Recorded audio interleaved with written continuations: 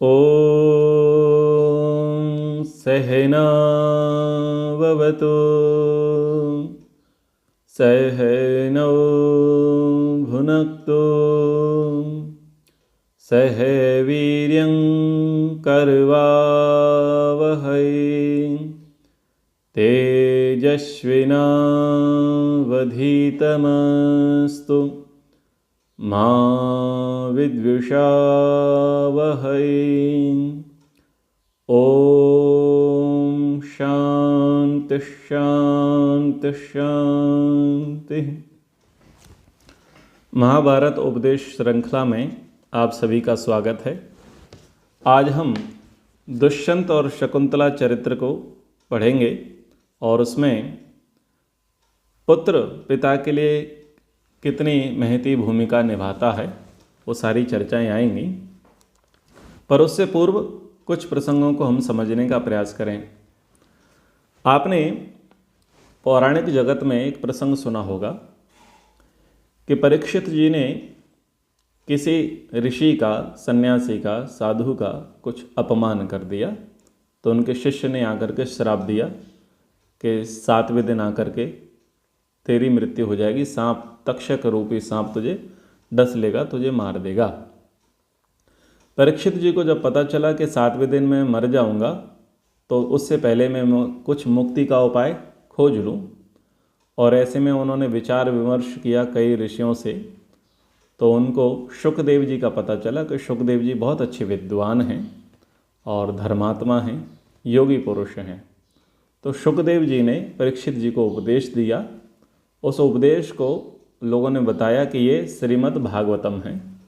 जो श्रीमद् भागवत आप सुनते हैं उसकी ऐसी पृष्ठभूमि बताई गई है। परंतु हम महाभारत का अध्ययन करें तो वहाँ पर पता चलता है कि ऐसा कोई घटनाक्रम घटा ही नहीं है जा रहा है। परीक्षित की मृत्यु का कारण तक्षक वंशीय लोग हैं और उनका एक पुराना युद्ध का प्रसंग चल रहा था। तक्षक के लोग आते हैं और परीक्षित को मार देते हैं। ये बात तो हुई है, पर परीक्षित को उपदेश दिया है शुकदेव जी ने, ये बातें नहीं हैं। बात ये है कि जन्मेजय हैं और जन्मेजय को भारत का उपदेश किया गया है, भागवत का उपदेश नहीं। भारत यानी महाभारत का उपदेश किया है, और जो उपदेश करता है वो वैशंपायन है, शुकदेव नहीं है। ठीक है, तो ये बातें थोड़ा समझ लें। ये पुराणकारों ने अपनी बुद्धि से एक मिथ्या कल्पना कर रखी है कि शुकदेव जी ने भागवत का वाचन किया। शुकदेव जी ने भागवत का वाचन नहीं किया। भागवत जैसा ग्रंथ उस समय था ही नहीं। भागवत का जो ग्रंथ है ये तो बहुत बाद में बोपदेव नाम के विद्वान की कृति रही, जो संस्कृत साहित्य का जानकार रहा। उसका भाई था जयदेव, जिन्होंने गीत गोविंदम लिखा। तो ये बहुत बाद की रचना है। ठीक है, पिछला प्रसंग क्या था कि व्यास जी अपने शिष्य वैशंपायन को कहते हैं कि जो बातें मैंने पूर्व में तुम्हें बताई हैं वो बातें तुम जन्मेजय को बता दो। तो कह रहे हैं, जयो नामेतिहासो अयम श्रोतव्यो विजिगीषुण महिम विजयते राजा शत्रुंश्चापि पराजयेत। यह जय नामक इतिहास विजय प्राप्ति की इच्छा वाले पुरुष को अवश्य सुनना चाहिए। इसका श्रवण करने वाला राजा भूमि पर विजय पाता और शत्रुओं को परास्त कर देता है। यानी वैशंपायन जी जन्मेजय को कह रहे हैं कि जो ऋषि व्यास ने हमको सुनाया, यह ऋषि व्यास ने जिसका लेखन किया उसका नाम था जय। और जय एक ऐसा इतिहास ग्रंथ है, जो भी व्यक्ति विजय श्री को प्राप्त करना चाहे, राज्य को चलाना चाहे, सम्राट बनना चाहे, चक्रवर्ती बनना चाहे और शत्रुओं को पराजित करना चाहे, वो इस ग्रंथ का श्रवण अवश्य करे। इस ग्रंथ का श्रवण क्यों करे? क्योंकि जितने राजा हो सकते हैं और राजाओं की जितनी चालें हो सकती हैं, जितनी मानसिकताएं हो सकती हैं, जितने गुण हो सकते हैं, जितने दोष हो सकते हैं, जितनी कमियां हो सकती हैं, वो इसमें पहले से बता रखी हैं।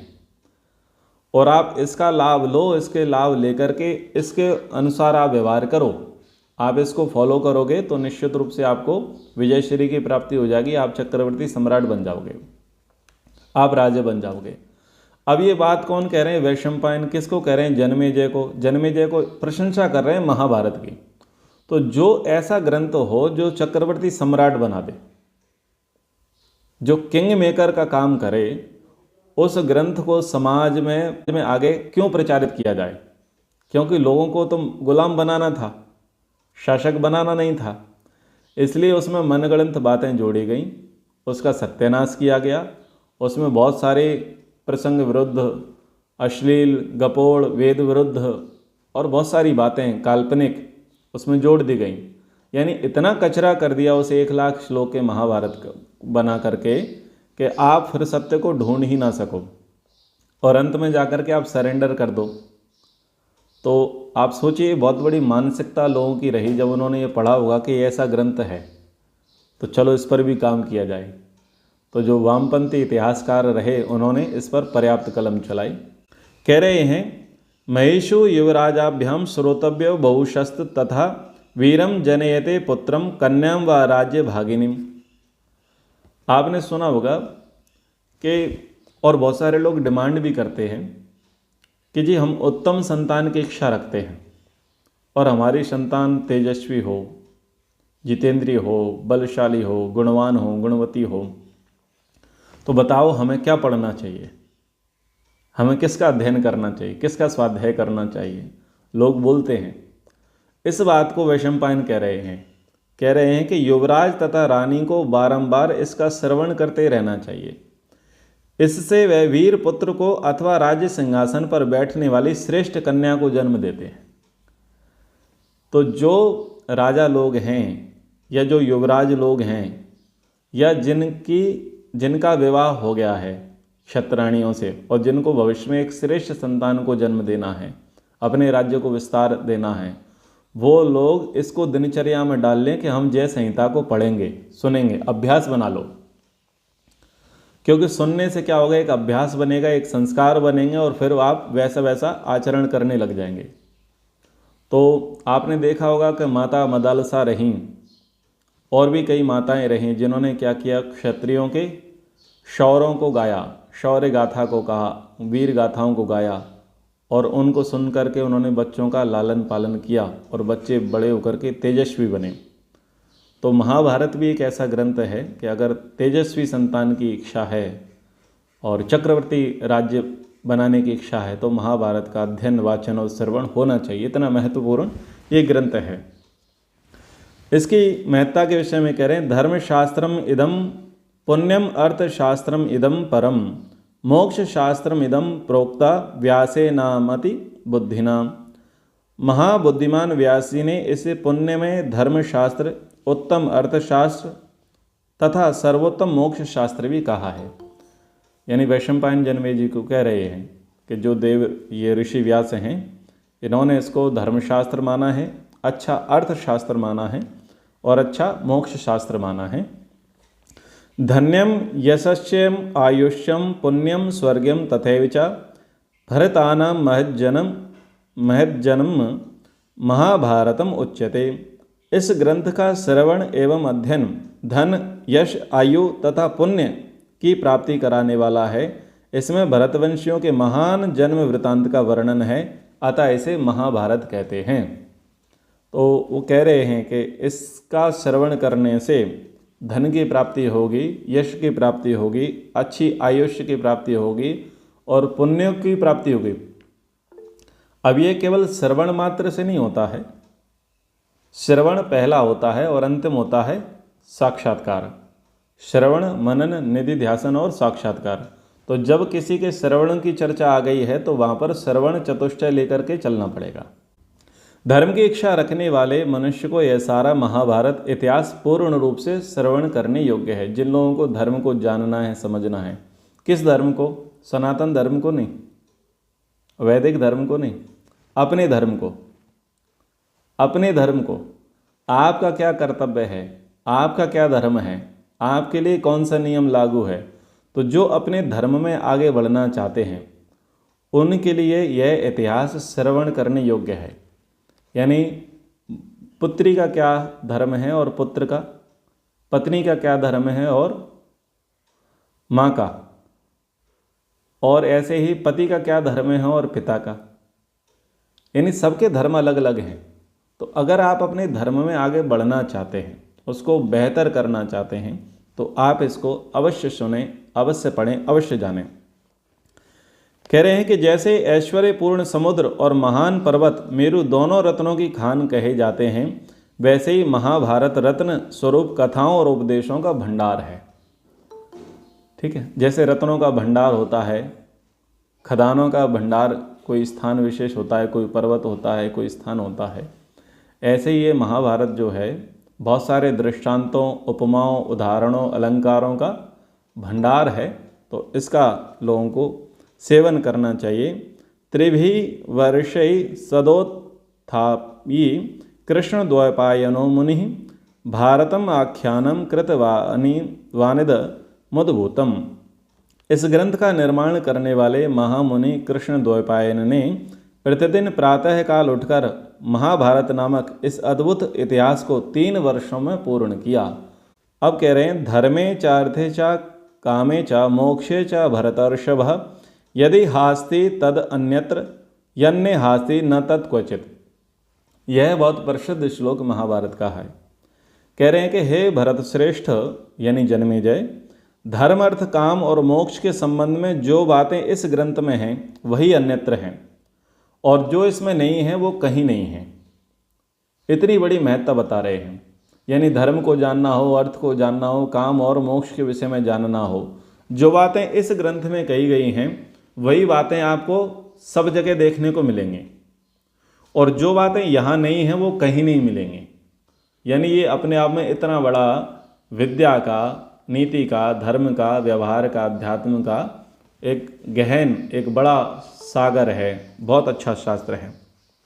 तो इतनी महत्ता इन्होंने महाभारत के विषय में बताई है जन्मेजय को। किन्होंने बताई है? वैशंपायन जी ने।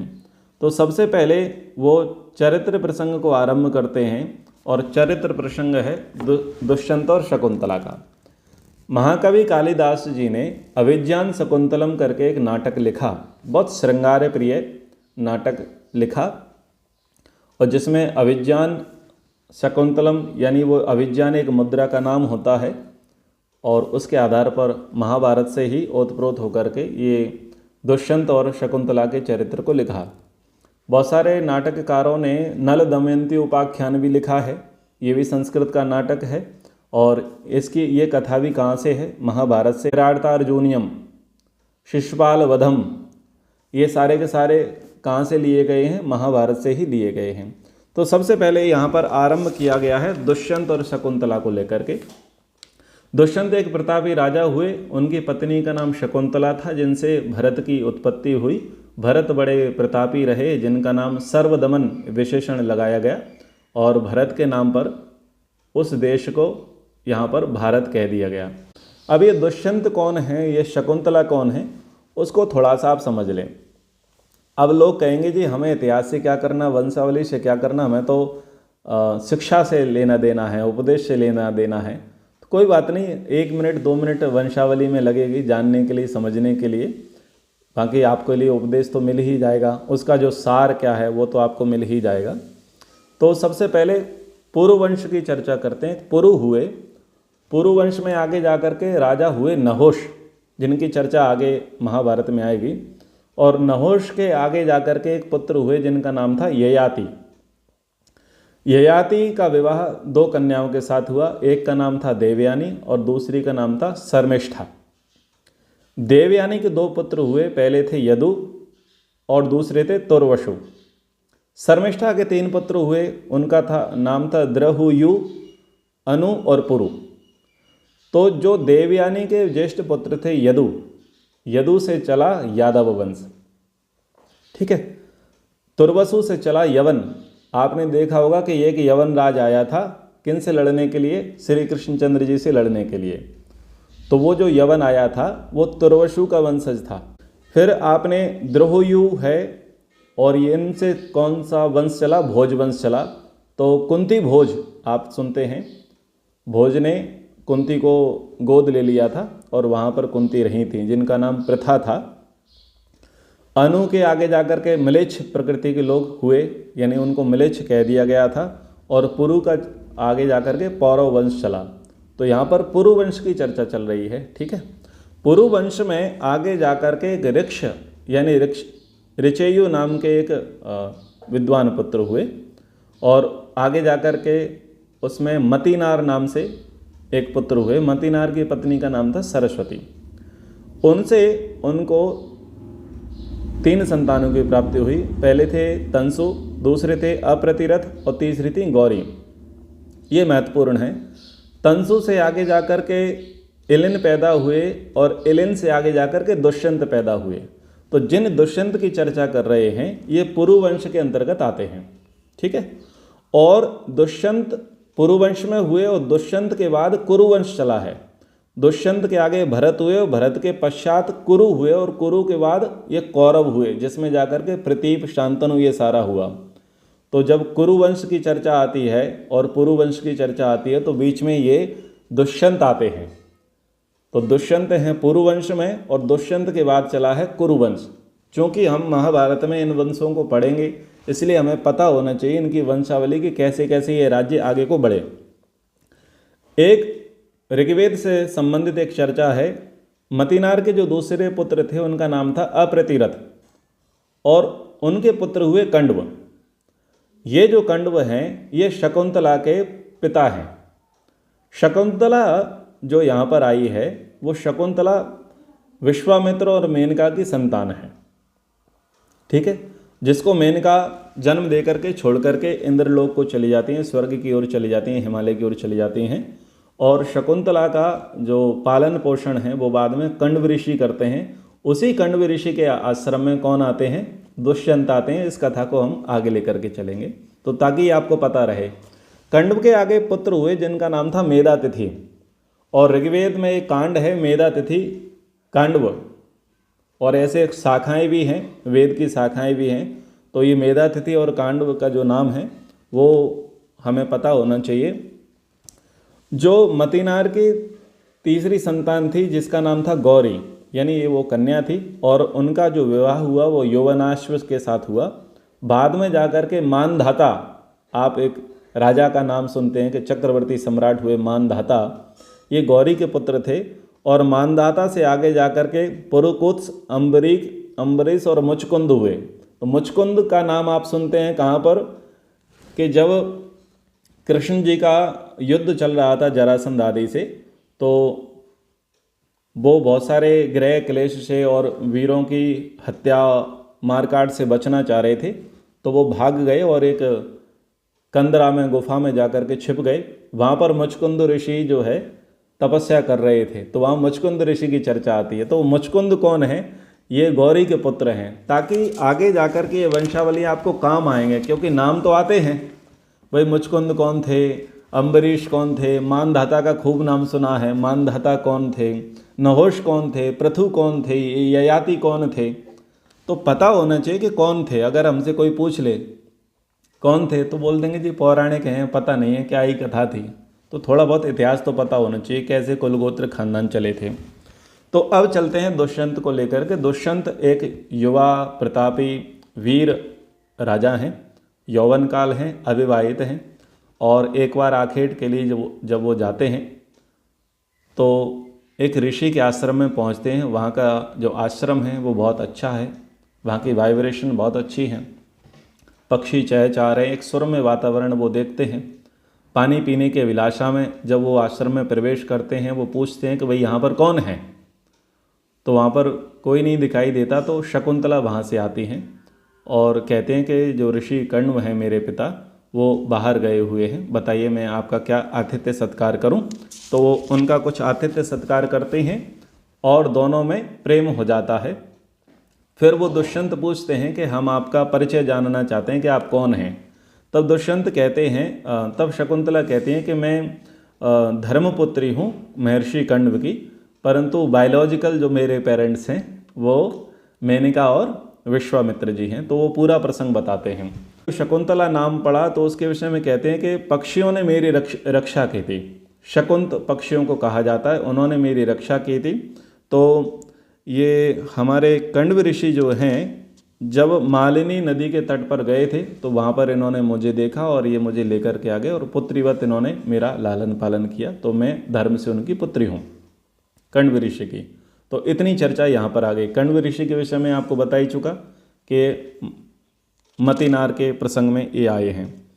तो अब ये पिता कैसे हुए हैं, यानी उन्होंने कर्ण को अपना पिता कैसे माना है, तो एक श्लोक आया है, वो श्लोक आप नोट कर सकते हैं या उसके भाव को लिख सकते हैं। शरीर कृत प्राणदाता यस्य चानानि भुंजते क्रमेणैते त्रयो अपि युक्ता पितरो धर्म शासने।